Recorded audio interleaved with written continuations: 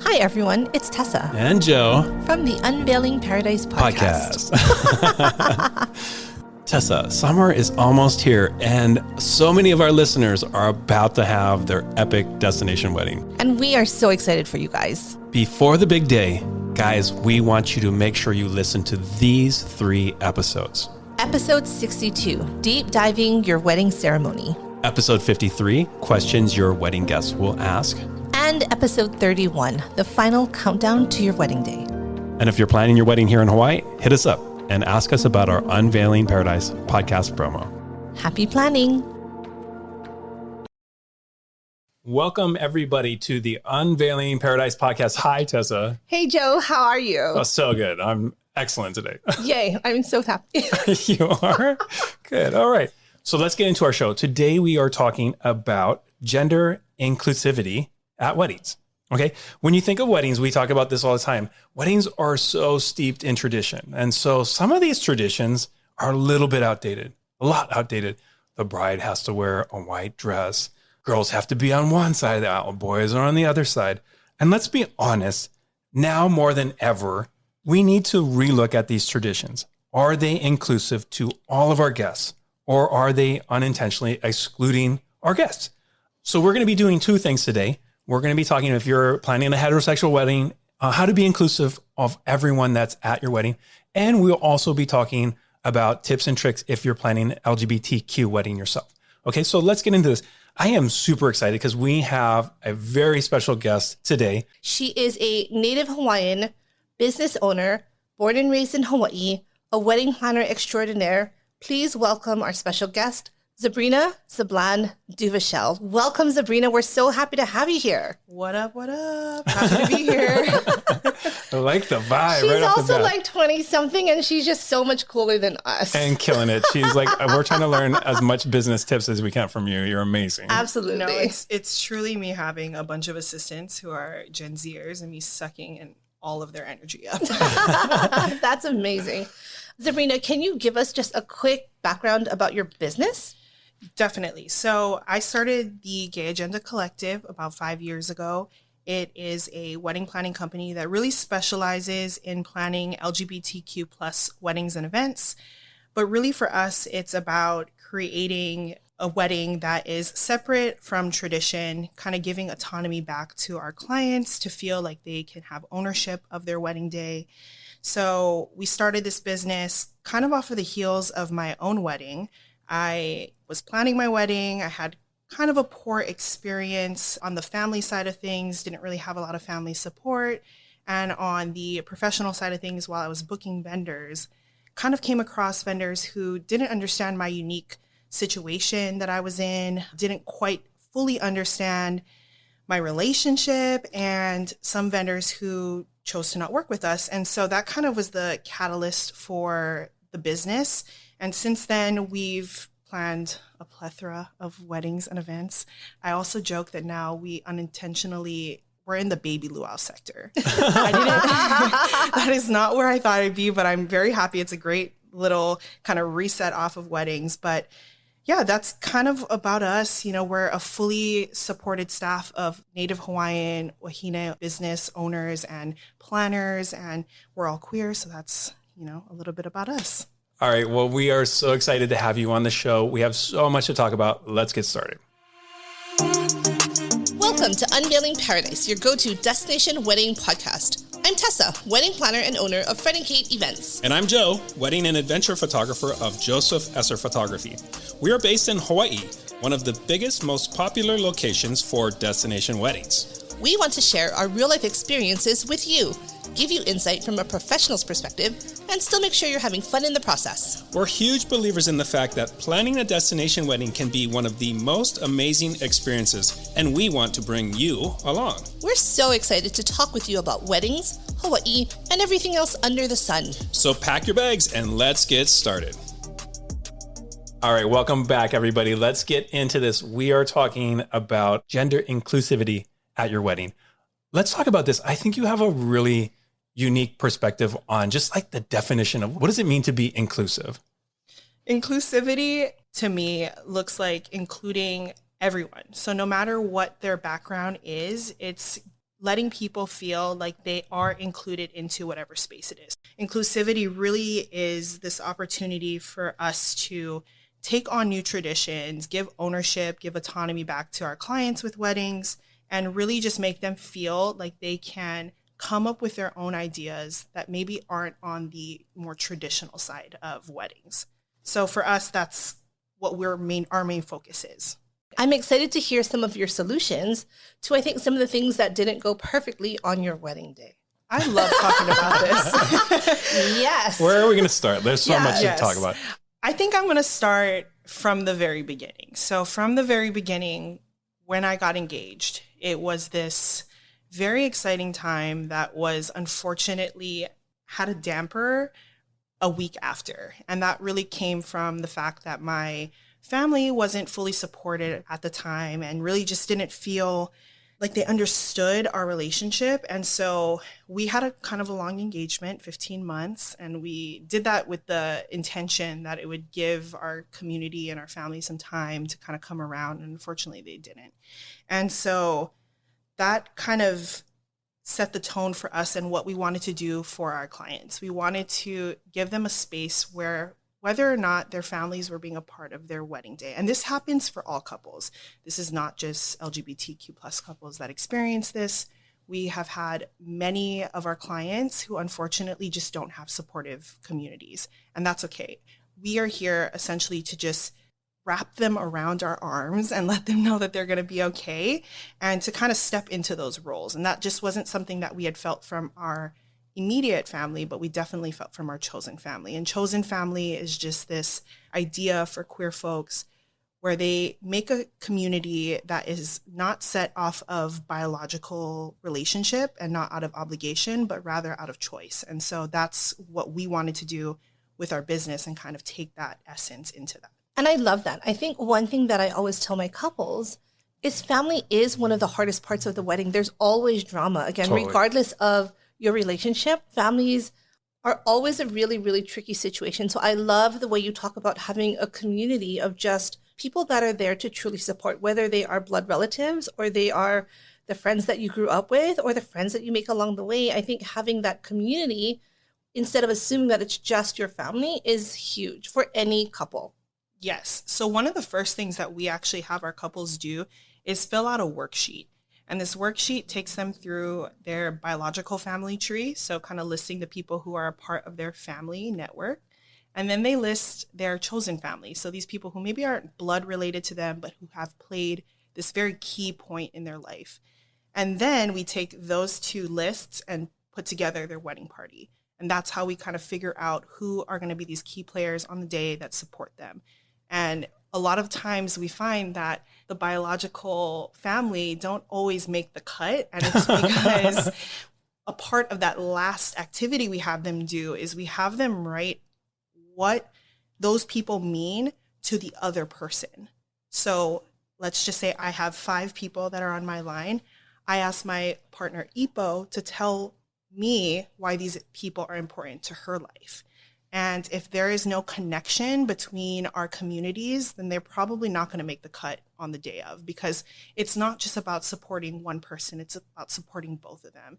And when we do that and when we approach it in that way, what happens is we're left with a group of people who are cheering you on and who are rallying for you no matter what happens on the day of. And that's what you need. That's what you want. That's what we didn't have. And that's now what we kind of give to our clients to have. I wish I had that worksheet when I got married. I'm not lying. Would some of your family not make the cut? Yeah, for sure. I love that. I love that so much because it just talking about inclusivity, like you just nailed it right there. Yeah. Well, let's talk about this. Let's talk about, family is a roadblock, but also I think this happens a lot. Vendors can be a roadblock. And I heard you mention this when it comes to finding vendors for LGBTQ plus wedding. Sometimes I feel like there are vendors that are not great friends, that aren't welcoming, that aren't part of your squad or in your corner. Let's talk about that. So when it comes to vendors, our approach is to really take the labor off of the couple of having to come out to their vendors. So that's what I had to do. every vendor that I worked with, it wasn't a requirement, but I made the active choice to let them know that I was getting married to another woman, because I had this deep fear, which ended up becoming a reality, where vendors would pull out from our wedding and not be affirming. And so I came out to all of them, and I had just come out to my family too. So it was just this very like schismic, uncomfortable situation that I was going through every single time I had to reach out to a vendor. So what we tried to do on the business side is really do the pre-vetting for the couple. We have a list of vendors that we work with that are tried and true, people that not only are good vendors because they're good at their job, but also because they're inclusive. And what was happening for a lot of our couples was they were choosing people who were just affirming. They weren't able to choose based off of the quality of work because there was this fear that they wouldn't be able to work with them. And so now we kind of switched gears. We have these lists of people that we work with and who we love and who we trust to take good care of our clients. And now they get to choose vendors based off of their skill and not based off of whether or not they'll work with them. That's a huge resource too. I mean, you always hear these horror stories. Like, I remember like, this was a long time ago, but it was like the baker who refused to like bake a cake for LGBTQ plus wedding. And you're like, what? Like, but that happens. And of course that's a nightmare. If you're so excited for your big day and then someone's like making you feel, shame, that's horrible, And so like for all of our listeners, maybe they're not even getting married in Hawaii. How do they vet that? What are your tips to like actually not have to like go through what, sort of some of the things that you went through? Yeah, definitely. Because it is happening. Yeah. And that's something to make a good point about. Just last month, there was a venue that I won't name, but it wasn't here. It was somewhere else in another state. But in 2023, made a statement letting clients know that they will not be taking same-sex wedding. That was a platform that they stood on. They let everyone know. They lost a lot of business, but that was the pillar in which they wanted to run their company. So it's still happening. It's still happening today. And so, yes, what do you do when you are encountering that, or what can you do to avoid that? That's where you either have a really good planner who can advocate on your behalf, or have someone in your community who can do that. Maybe you can't afford a full coordinating planner who can help from the very beginning. That's where you lean on those people, those key people, to kind of advocate on your behalf so that you don't have to do it. And that's what we always try to say is the labor should not be on the couple to do this. This is where you lean into those assets. All right, let's broaden this conversation up even more. So, again, like you may be planning an LGBTQ plus wedding yourself. Let's talk about just any wedding. How do we kind of destroy these sort of gendered barriers that happen at weddings? So like when we look at like the wedding party and it's like always so hyper gendered, how do we break that apart? How do we break those traditions? Like, let's talk about that next. This is my favorite topic to talk about because I love questioning certain traditions and really asking what is the significance of them and allowing kind of, again, that ownership. So when it comes to your wedding party, I love when couples feel like they can just mix the genders up a little bit. Guys don't have to stand on one side. Girls don't have to stand on one side. Sometimes you have a guy best friend who you want to stand on your side because they've been your greatest ally. So I think it's great to do that, and also giving your wedding party some ownership too. It's like so triggering. I've been in so many weddings where I am placed in this like god awful colored bridesmaid's dress. And if I had some ownership to be able to even choose what I'd want to wear, some people don't feel comfortable in wearing dresses, no matter what their background is. Right, but they're being forced into like exactly. Yes, and so giving them the ability to choose what they want to wear is a nice way to show some inclusivity of people's experiences. Aside from that, when it comes to all the different traditions that there are when you have a wedding, I have one specific tradition that I don't always love doing. I think, can I say what is it? I gotta hear this. I'm not a huge fan of the garter toss. Is anyone? And here's why. Because Pony is always playing in the background. And if that is what you're doing, there is no shade in that. Own it. Have Genuine play. But there is something about the garter toss, and then you like pan to the bride's dad sitting there. Right. And it's so uncomfortable. No. So with things like that, I always ask like, okay, let's do something fun. Like I had a wedding where the bride, instead of doing a bouquet toss, gave every single girlfriend of hers a key. And they went in to like unlock the box that had the bouquet in, and the bouquet had like money with it. And I'm like, I'm always here for a cash prize. So it was this kind of almost new version of maybe a standard tradition. And I thought was really cool to see. And it was really fun for the guests. I've also, coming back to bouquet tosses, we've also done a lot where instead of just inviting your single girlfriends up, you invite everybody to come and participate in it, all of your single friends. And so that's been a fun way, if you do decide to not do the garter toss, where you can include all genders to be a part of it. I always like that so much more too. And it's really weird. I think you're totally right. Like when you look at every single like touch point at a wedding, so much of it is gendered, you know, and I think that there's a lot of unconscious things. Like we break it down, like, why are we doing this stuff? We did a whole episode about traditions. And again, I think we listed 10 of them. And I think of them, 9 of them were just these very, very old school, like, you know, having the guy walk with his right hand free to like fend people off with his sword from his bride. Like just these really, really outdated traditions, which is why I think we love talking about ways to break the norm and again, create new and better traditions. There's just so much. I think we could spend hours talking about this, but let's just even talk about the ceremony. A lot of times the ceremony, like officiants, maybe even the reception MCs, use very gendered language. So, you know, we talk about like, you may now kiss the bride, you know, it's like that one thing, or who gives the bride away, you know, and it's like, just break that stuff down.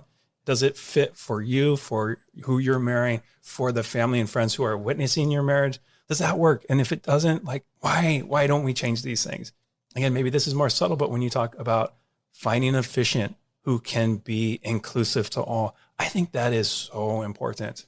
I agree. And I have a love-hate relationship as a planner. Maybe you share this, Tessa, of family and friends being an officiant.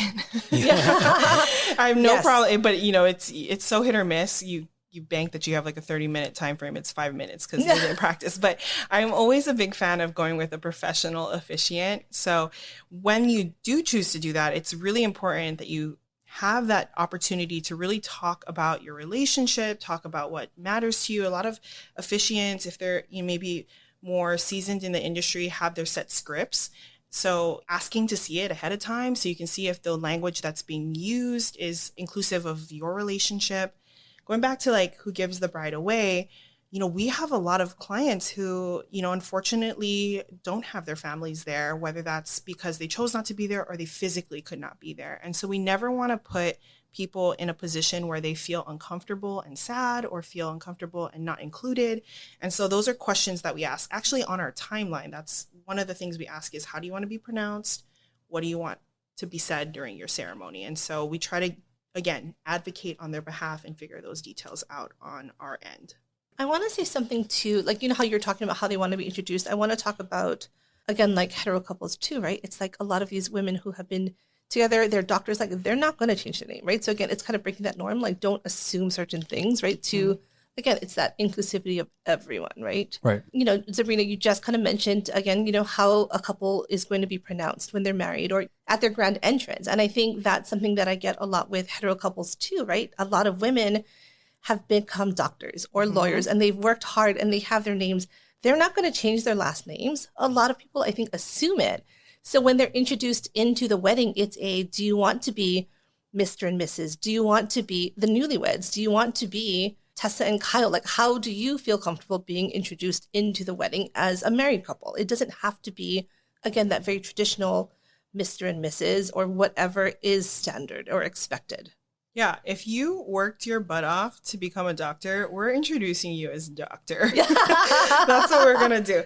No, but I think asking is the best approach. And if there are any vendors out there listening, that is the number one tip that I can offer is never assume. Always ask your clients what they prefer. And I can promise you it's going to save you a world of pain. Your business practices will be so much better for it.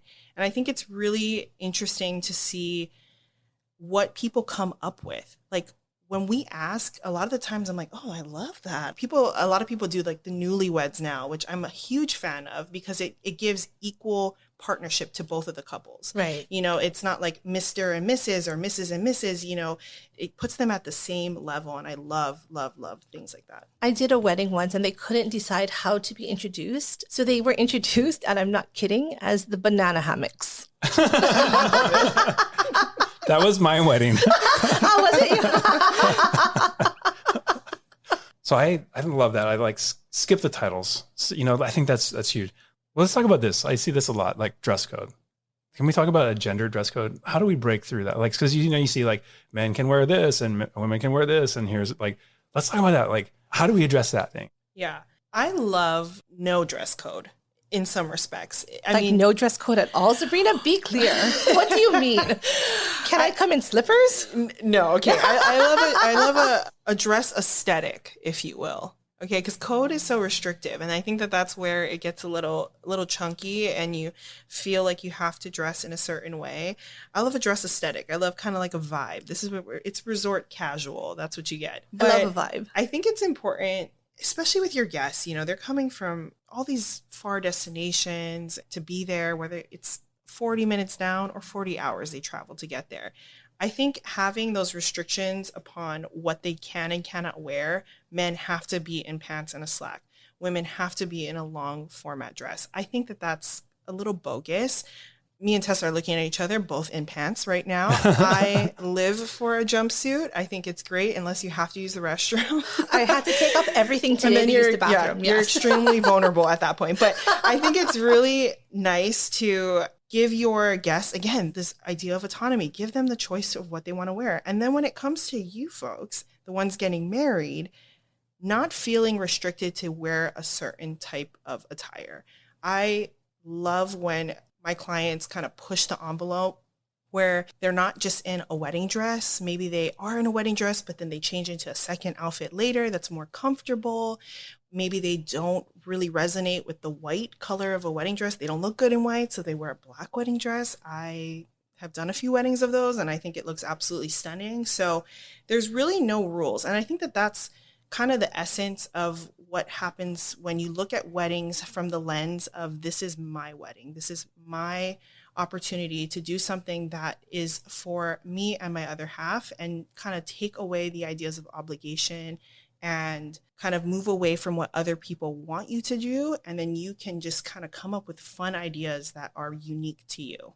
What I love about that is it's, when the couple is setting that vibe out to their guests, and guests feel liberated and they can kind of create their own attire to flow with this, I think it's amazing, right? You just feel so good and you feel confident and you feel really, again, we talked about this in a previous episode, is your guests feel very loved and they will remember and feel very, very good about this. I know we've talked about this in the past. Like, it's a big pet peeve of mine where it's like these uniform, everybody has to wear the same dress. It doesn't fit their bodies. It doesn't look good on these body types. And it's like, let's talk about that in terms of gender. Like, Zabrina and I are literally rolling our eyes at each other. Just, again, like being in that dress.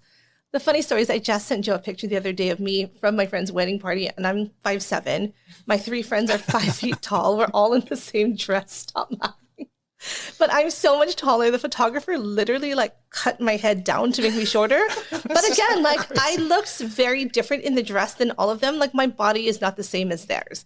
And so again, right, just allowing people to wear what they want. Again, give them a range. Like it's still your wedding, right? You still need to fit that vibe, but giving people the freedom to kind of dress to their body and feel comfortable, I think is huge, right? Yes. I love that you're talking about that, because inclusivity, aside from gender, is also, there's this huge narrative around body positivity. Exactly. And there are certain fabrics that just don't lay on myself as a plus size person the way that it lays on my $1.5 smaller friends. And so, being inclusive of that side of things, of just really understanding that while this dress might be exactly what you pictured on your wedding day, and we can go through so many different avenues about what it means to like be a good wedding party guests, but I think it's important to just be mindful of what looks good on different bodies.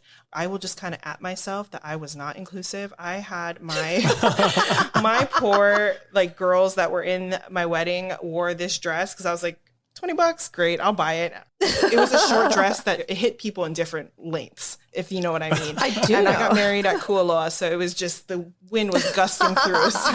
So I think that that's another way that you can be inclusive of that.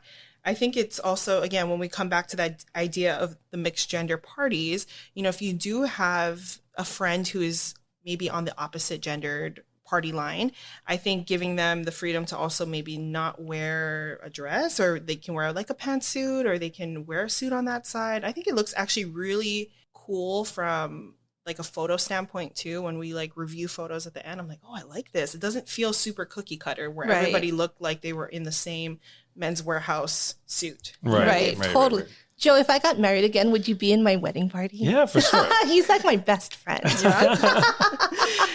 So I want to return to something that we talked about at the beginning of the show. How do we address those members of our family or friends that are just stuck on tradition and they you know, they're like, this is how you have to do it. You have to do it this way. Yeah. Oh, man. I know that I'm looking at both of you right now. I know you both have probably experienced it in your own capacity. I experience it pretty much every wedding where I have, you know, just somebody who is not with the program and is making the couple's life a little harder than it should be. I will just quickly share a story of a mother of a bride. I'm whispering now because it's crazy. A mother of a bride who didn't like the choice of flowers that the bride picked and then brought her own flowers to the wedding. Oh, gosh. Isn't that crazy? Well, it's crazy because I've had that almost happen. I shut it down. And it does happen. And that, you know, that's coming, you know, that's in a style aesthetic. But if they're really not affirming of your relationship, that is where it comes again. It's time and time going to come back to the people who support you, those people that surround you, whether that's your wedding planner, that's your best friend, that's your best person that's on your wedding day. These people kind of have to step in to advocate for you in some capacity. You have to have a point person to kind of handle maybe the hard to work with people who aren't getting with the program, because the truth is, no matter what you say, they will still have their opinion. So you have to almost find a way to look past it and let them do them, where in a way it doesn't affect you. And if that looks like maybe even rescinding your invite, which is very kind of like top level, worst case scenario where you have to do that, you have to do it. And you have to protect yourself. You have to protect your investment. You are investing a lot of money on this day, whether that's your own personal money or the investment of someone else helping out. It's a lot of pressure to expect that everyone's going to be on the same page as you. So you have to protect your energy. You have to protect each other. And sometimes that looks like leaning on other people to help out. I love that. And I think it's just such an awesome idea of like the ride or die list of like, you know, this is my family, or this is the family that I choose. I love that. And surround yourself with that vibe. Your wedding is going to be successful, right? When you do that. Absolutely. And that's why it's the first thing I ask people to do, because I need to know who I can call upon should an issue arise. And those people tend to be the ones that withstand the rest of the wedding time frame. So I love asking people that. It does put people, like couples, sometimes in a little bit of a back and forth where they're starting to really question their decisions, and it doesn't always work, and that's okay. You know, sometimes you have some crummy people who show up on your wedding day, and it is what it is. We put out fires. It's no matter what route of the wedding industry you're in as a professional, we're putting out fires in some capacity, and a lot of the times, you know, there's nothing we can do. So to recap what we talked about, right? One of the things that I really loved was just creating that list of people that will be standing by your side the whole time. The next thing, obviously, is just kind of creating a very, very an inclusive experience for everyone to feel involved, right? Whether it be your mixed gender party, whether it be having vendors that are very LGBTQ friendly, right? Or whether it be having a vibe instead of a dress code. I think just there's so many ways that we can make sure that we are breaking tradition, creating new norms, and just making sure everybody feels very comfortable and welcome to your wedding. So here's the takeaways. I think when it comes to your wedding day, it is really about creating traditions that are reflective of you, of your community, of your relationship. So whether that is from the beginning, having a group of people that really surround you and support you, whether that's creating new traditions within your program, within the language that's used, whether that's mixing up these traditions and having those mixed gender parties, those autonomy in attire, letting people pick what they want to do. It's a little choose your own experience, if you will. Yeah. Giving yourself the permission to take ownership back onto your wedding day. That is the biggest takeaway. And that's how you can be inclusive of yourself, inclusive of your vendors, inclusive of your guests. I love that so much. It has been a pleasure to have you on. I think this is such a great conversation. You've made it so much fun too. Zabrina, tell our listeners, how can they find out more about your business and everything that you guys do? Yes, you can check out our website, www.thegayagenda.co. You can check us out on all social platforms at thegayagenda.co. We are on TikTok. So you guys are find us over killing there. it on TikTok. You have to watch all their TikTok. They're amazing on TikTok. And yeah, feel free to email me at info@thegayagenda.co. We're super excited to chat with all of you, answer any questions you might have following this podcast, and hang out. Thanks again, Zabrina, for being a guest. We're so happy that you're here. Thanks, Joe, for letting me speak during this episode. And to all of our listeners, thanks for listening. Please, if you haven't yet, like, follow, subscribe, listen to all of our episodes, and we will see you back here soon. All right, everybody. Bye. Bye. Thanks for listening to another episode of Unveiling Paradise. If you enjoy our show, please follow us and rate us on Spotify or wherever you listen to podcasts. It would really mean a lot. And don't forget to also get on our mailing list and follow us on Instagram. Just do it already. Until next time, this is Tessa. And this is Joe. And don't forget, your happily ever after is just a plane ride away.